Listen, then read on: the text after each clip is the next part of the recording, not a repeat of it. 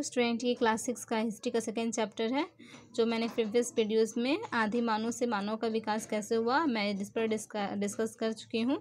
आज हम लोग को पढ़ना है पाषाण काल। तो पाषाण काल क्या होता है? ये मानव का सबसे लंबा समय काल माना गया है जिसे हम पाषाण काल कहते हैं। और इस काल में मनुष्य क्या औजार हथियार आदि का प्रयोग करना शुरू कर दिए थे। ठीक है, और समय के साथ साथ बहुत भी परिवर्तन भी दिखाई दिए जिसे हम पाषाण काल कहते हैं। अब पाषाण काल को 3 भागों में बांटा गया है। ठीक है, पहला है पूरा पाषाण काल। ठीक है, पूरा पाषाण काल इसका जो अवधि है ये 5 लाख ईसा पूर्व और 10,000 ईसा पूर्व के बीच में रहा। ठीक है, मध्य पाषाण का अवधि है 10,000 ईसा पूर्व से 8,000 ईसा पूर्व तक रहा। नव पाषाण काल का अवधि है 8,000 ईसा पूर्व से 4,000 ईसा पूर्व तक रहा। हम इसे एक एक करके देखेंगे कि पूरा पाषाण काल क्या होता है। तो ये जो पूरा पाषाण काल जो है ये जीवन का सबसे आरंभिक काल माना गया है। ठीक है, पूरा पाषाण काल को। और इसी काल में जो मनुष्य थे, ये मानव थे, मानव का जो जीवन था किसके साथ बीतता था? जानवरों के साथ, पशु यानी कि वन संपदा और जंगलों जानवरों के साथ इन लोगों का जीवन व्यतीत होता था।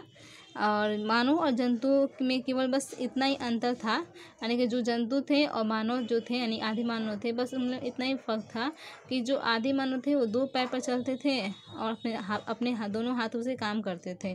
ठीक है, इस काल में आदि मानव का सबसे बड़ा आविष्कार क्या था? पत्थर से औजार बनाना, यानी कि पत्थर से औजार बनाना सीख गए थे। किस काल में? तो पूरा पाषाण काल में। ठीक है, अब चलते हैं मध्य पाषाण काल। मध्य पाषाण काल को हम लोग मध्य पाषाण काल का जो समय रहा वो पूरा पाषाण काल और नव पाषाण काल के जो बीच का जो समय होता है ना, उसे हम लोग मध्य पाषाण काल कहते हैं। ठीक है, मध्य पाषाण काल में भी बहुत परिवर्तन हुए। इसमें जो मनुष्य थे वो यानी कि फसल उगाना सीख गए थे। मैंने कैसे बीज से, छोटे बीज से पौधे आरंभ कैसे किया था, ये सब वो उपजाना सीख गए थे। ठीक है, और जो वो पूरा पाषाण काल में जो पत्थर से औजार बनाते थे ना, तो उससे बेहतर नुकीलेदार औजार बनाना मध्य पाषाण काल में सीख गए थे। ठीक है, और इस काल को हम लोग लघु पाषाण काल भी कहा जाता है। ओके, अब है नव पाषाण काल।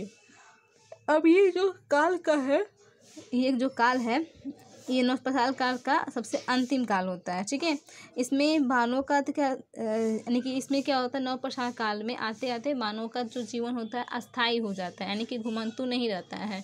वो एक जगह अपना घर वगैरह बनाकर और अस्थायी हो जाते हैं। ठीक है, और इसमें मध्य और पाषाण में काल में क्या था, लोग जो आदि मानव थे जो एक स्थान से दूसरे स्थान तक क्या होता है भोजन के तलाश में यहाँ वहाँ जाते फिरते थे। ठीक है, लेकिन जैसे जैसे उनका बुद्धि का विकास हुआ नव पाषाण में आते आते उनका जीवन क्या हो गया? अस्थायी हो गया। ठीक है, और इस काल में जो यानी कि अब ये जो मध्य पाषाण से काल से जो उसमें औजार बनाए गए, इससे भी और बेहतर नव पाषाण काल में औजार बनाने लगे। कौन कौन से औजार बनाने लगे? कुल्हाड़ी, भाला, हंसिया पत्थर से ही बनाने लगे। ठीक है, तो आप समझ गए होंगे। और फिर और इसी औजार से वो ज़मीन खोदने और शिकार करने के लिए भी प्रयोग करते थे।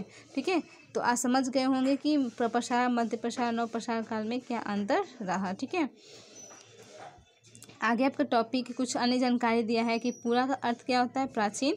मध्य का अर्थ क्या होता है? बीच का समय। तथा नव का अर्थ क्या होता है? नया। ठीक है, अब जो पाषाण का मतलब क्या होता है? पत्थर का युग। ठीक है, ऐसा समझ में आप लोग को। अब यहाँ पर अन्य जानकारी दिया है कि औजार और हथियार बनाने के लिए चकमक पत्थर का प्रयोग किया जाता था। ठीक है, एक विशेष प्रकार का पत्थर जिससे सरलता से काटा जा सकता है। ठीक है, अब ये कह रहा है कि ये भी जानिए कि चकमक पत्थर दूसरे पत्थर से रगड़ कर नई आकृति भी दी जा सकती है। तो आप इसे नोट करके लिख लेंगे ताकि याद रखेंगे। जो चकमक पत्थर होता है उसे रगड़ कर नई आकृति भी हम लोग देख सकते हैं। ठीक है, आई होप आप इसे समझ गए होंगे। और नेक्स्ट वीडियो में हम लोग ठीक है, तब तक के लिए इतना है।